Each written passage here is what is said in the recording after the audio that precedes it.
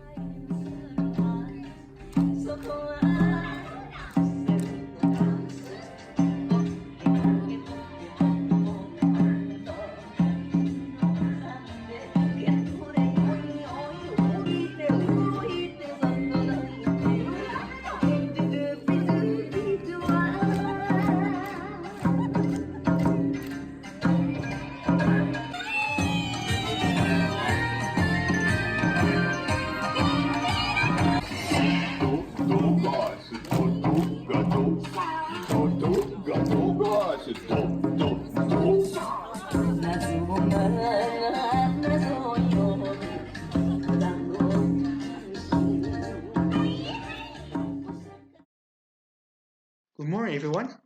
This is Lyn Sugiyama speaking on behalf of the Arizona Buddhist Temple here in Phoenix, Arizona. I want to thank you for watching us on this YouTube channel, Dharma in the Desert, and also on the Arizona Buddhist Temple Facebook webpage. Today, we're here to honor our loved ones for this Hatsubon service. This is a time that we remember our loved ones and to celebrate the lives that they led when they were alive.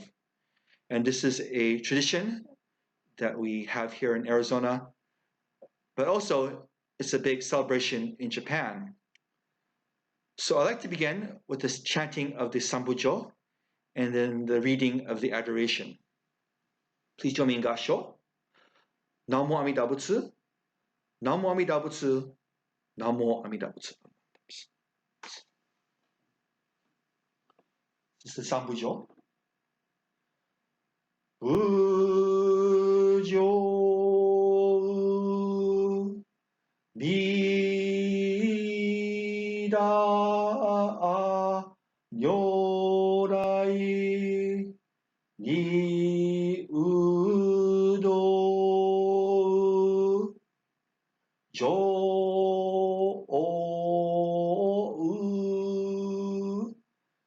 San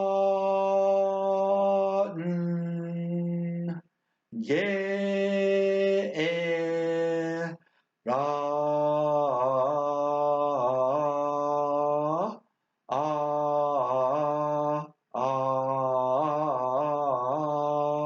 Aku Bujo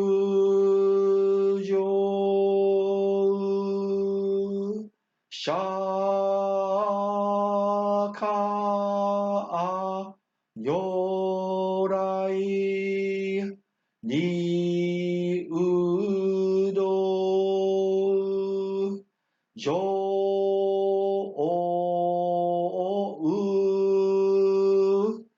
San Ge Ra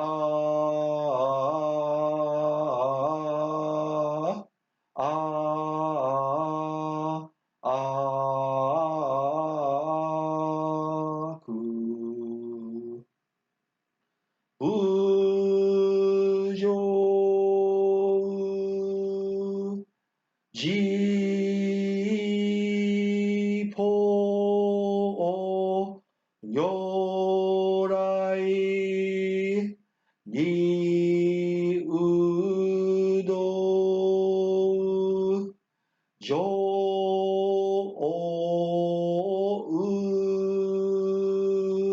San Ge Ra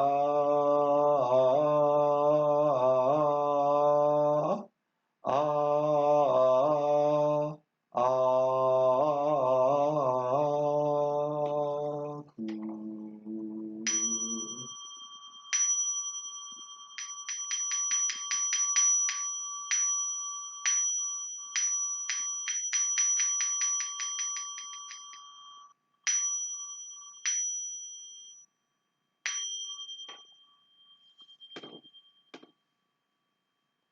It's the adoration. Today, we are gathered here to honor our loved ones who have passed away during this Obon season, July 2019 to June 2020. We are here to honor the lives of Mr. Al Sadler, of Ms. Jane Whitty, of Daishiro Yamata, of Michiko Taguchi, and of Tom Kajimura. As we reflect upon the full lives that they led, we shared many sad and happy memories together with them. Let's reflect upon our own lives today, and that we should spiritually rely on the Amida Buddha through our faith in Namo Amida Butsu. Our wish is that our family and friends who are here today will reflect upon the impermanence of all life and to deeply entrust ourselves to the great vow of Amida Buddha. And together, let's follow in the great Nebutsu path. Together, let's find comfort in the teachings, and let's reflect upon their lives and to reflect upon our own lives for today's service. Let's look upon our future life, and with faith in Amida Buddha, repeat his name. Namo Amida Butsu. Namo Amida Butsu. Namo Amida Butsu. Namman Butsu. Namman Butsu. Namman Butsu. I want to thank you for joining me today. It is my great honor that we have a guest speaker, Reverend Brian Nagata. He is with the Bukkyo Dendo Kyokai, and this is the Society for the Promotion of Buddhism.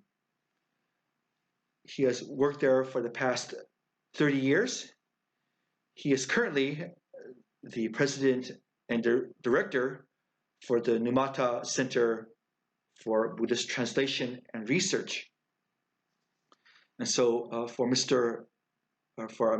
Sensei Nagata, he grew up in Fowler, California, and he attended the Buddhist temple in Fowler, and he was very active in the Dharma School, in Boy Scouts, and for the junior YBA, and also with the American Buddhist Study Center.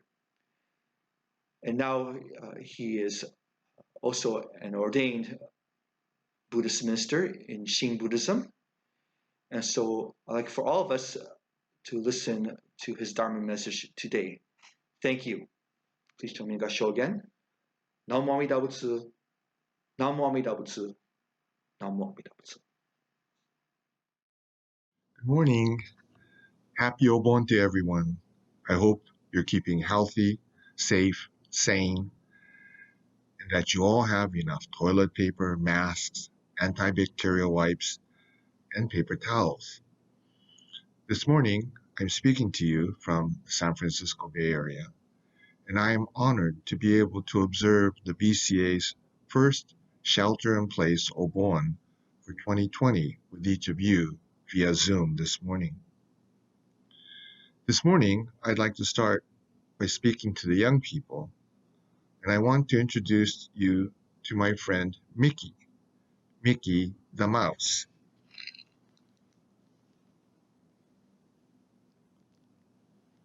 This is not Mickey Mouse, this is Mickey the mouse. He spells his name in the Japanese style, M-I-K-I. Anyways, Mickey lives a comfortable, nice, simple life, and he has more than enough food to eat every day. He enjoys nuts and fresh vegetables. One day, Mickey's cousin from Scottsdale came to visit him. When it came time to eat dinner, Mickey served his cousin his regular meal of nuts and vegetables. Even though his cousin didn't say anything, Mickey could tell that his cousin wasn't very impressed with what he was feeding him for dinner.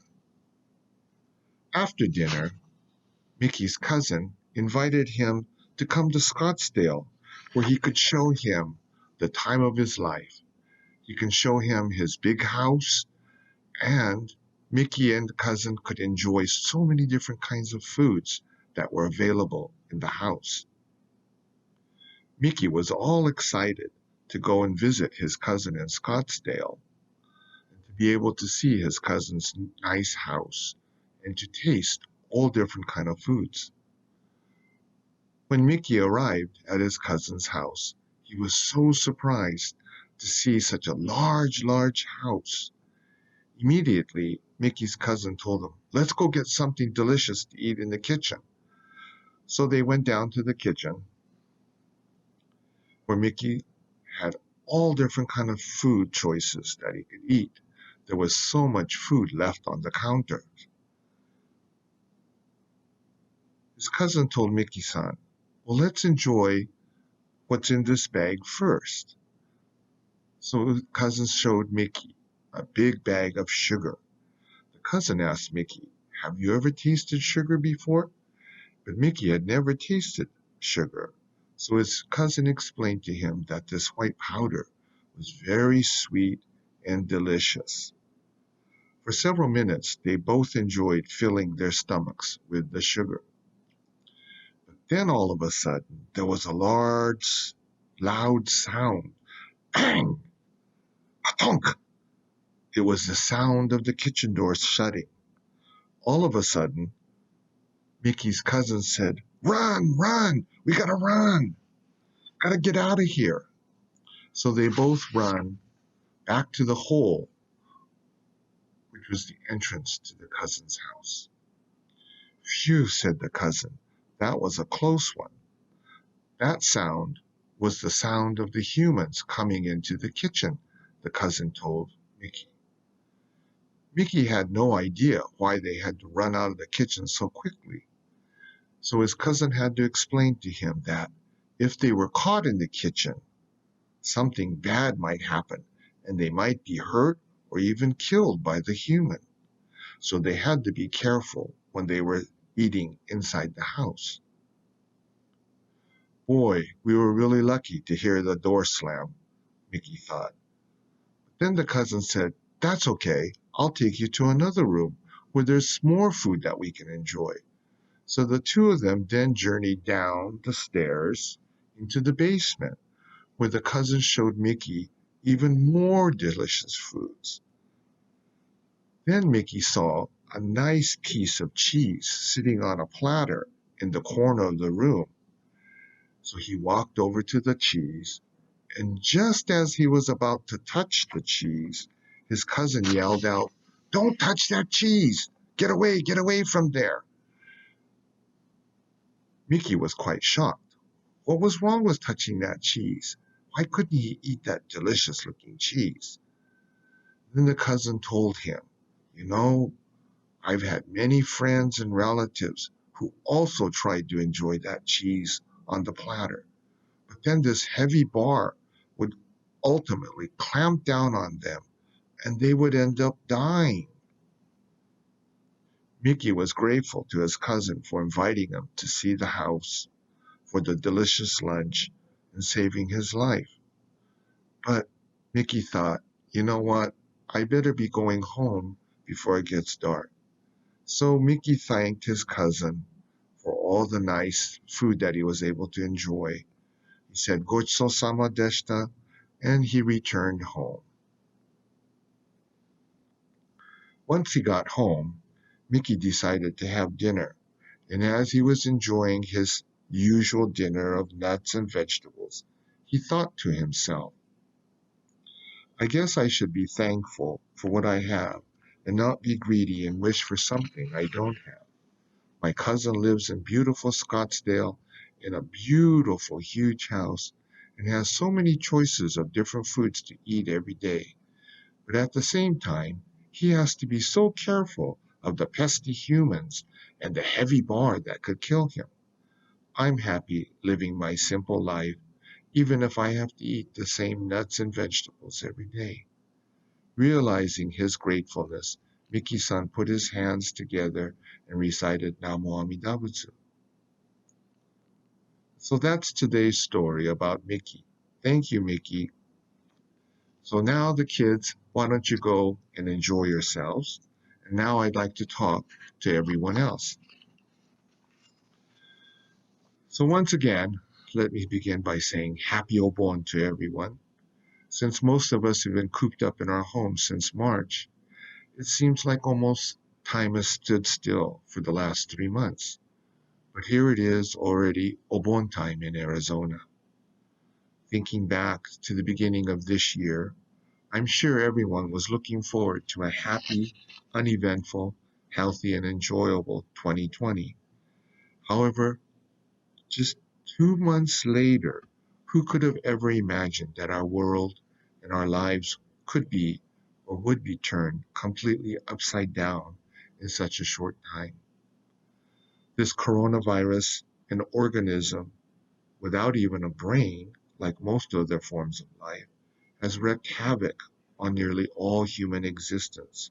Our economies, our societies, and our own very existence have been so affected by coronavirus 19.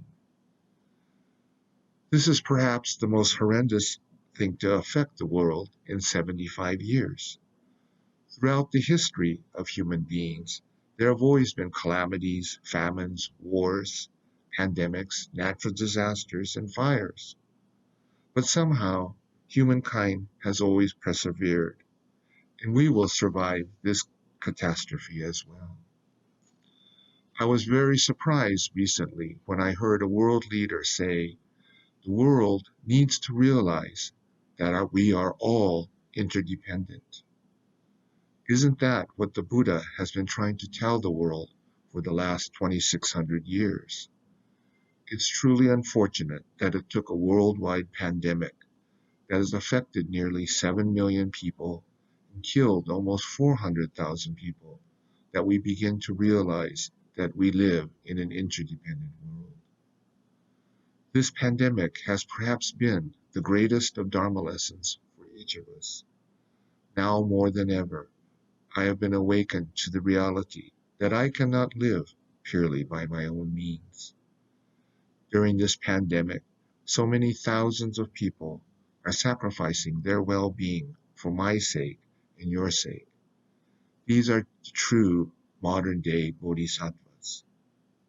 For many of us, this is probably the first time that we have truly, truly come to realize the importance of first responders, our police, the doctors, nurses, support staff, EMT personnel, firefighters, etc. Now, when we see our grocery clerk staffs who wait on us every week, we can see them in a different light, a more appreciative light. Now we realize we should be offering our thanks to the bagger who carefully packs your groceries for you, as well as those who stock the shelves, the truck drivers that drive the long distances to deliver goods to our stores, and the farm laborers who sweat and toil in the fields, many of whom can't afford health insurance themselves, but they keep working for our sake. And what about the thousands and thousands of restaurant and hospitality personnel who have lost their jobs? So many people can't even provide for themselves and their families due to this coronavirus. This is truly a worldwide disaster. And whoever thinks to thank and acknowledge our bus, subway, and transport drivers. How many parents now realize what our school teachers, staff, and administrators go through taking care and trying to educate their wonderful, attentive, and obedient children? And how many of us even think about remembering to thank our bank tellers or to thank our hair cutters and stylists who have been hiding our gray and white hairs so diligently every month?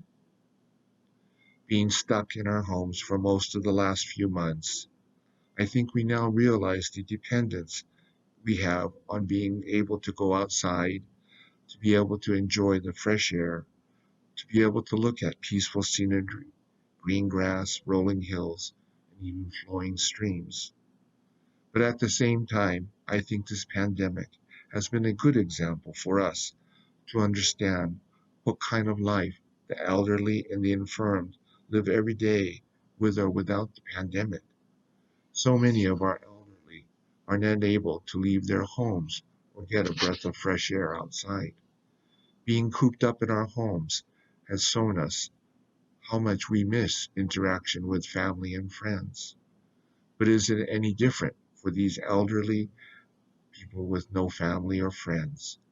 I hope this can be an inspiration for each of us to offer a kind word or a visit to a homebound person or member. This is what it means to live within the world of interdependence. For most of us, Obon is an annual opportunity for us to think about our loved ones and how their love, their efforts and sacrifices have made our lives possible today. I was truly looking forward to joining you for Obon this year because I too have Arizona blood flowing through my veins. My late father, his family, and many of my friends' families from Central California were imprisoned at the Gila River concentration camp during World War II. It was over 20 years ago when I attended the rededication of the Gila Camp Memorial with my dad and my brother, along with so many friends from Central Cal. As we circled the camp one last time before leaving back for Phoenix, I must share with you that that was the first and only time in my life that I ever seen tears in the eyes of my father. Everyone in our bus had tears in their eyes by the time we left the Gila campsite. But I don't think those were tears of sadness or loss. These were tears of years and years of shame, discrimination, hatred, sacrifice, and endurance that every internee carried with them until that moment. These were the tears of gratitude, gratitude to our Issei for all that they endured and suffered through. These were the tears in memory of those who died in the camps, and those valiant Nisei who died on the battlefields, for our honor and dignity. These were the tears for all the suffering and sacrifices it took to rebuild our families and our communities after the war. And lastly, all of those tears are the tears that made me and everything that I am today. Obon gives us not only a chance to recall and honor the love and memory we shared with our loved ones, but it also reminds us of the interdependence of all life. I am here today because of countless ancestors and individuals in numerous karmic circumstances, events, and happenings. I am here only because of the sacrifice of life of countless plants, animals, and beings of this universe. I am here today, and I am me because of Gila River. This is what it means to live a life of interdependence. For Shin Buddhists, we often refer to Obon as the festival of joy. This sense of joy is not just happiness, it is a sense of joy that emerges when we realize the countless conditions that have made this moment of existence possible for each of us. It is a sense of joy and gratitude that we express as Namo Amida Butsu. Our joy, our gratitude, our lives, and our loved ones are all found within Namo Amida Butsu. This year, probably for the first time since the end of World War II, and when our families were able to return to their homes, their communities, and temples, we are not able to observe our annual Obon services and our Obon Dance Festival. I hope all of you will take a moment this weekend as you celebrate Obon to reflect on everything that has made our life possible. We We may not have Bon dancing this year, but I hope everyone will dance, dance, dance within your own hearts. Dance for joy, dance for gratitude, dance together with Namo Amida Butsu. This is what it means to live the life of limits, the life of interdependence. I sincerely hope all of you will continue to remain in good health and safe throughout this pandemic and every day. Please do your best to look after your fellow Sangha members because we're all in this together. Happy Obon to everyone. Take care and thank you. Namo Amida Butsu. Namo Amida Butsu. Namo Amida Butsu.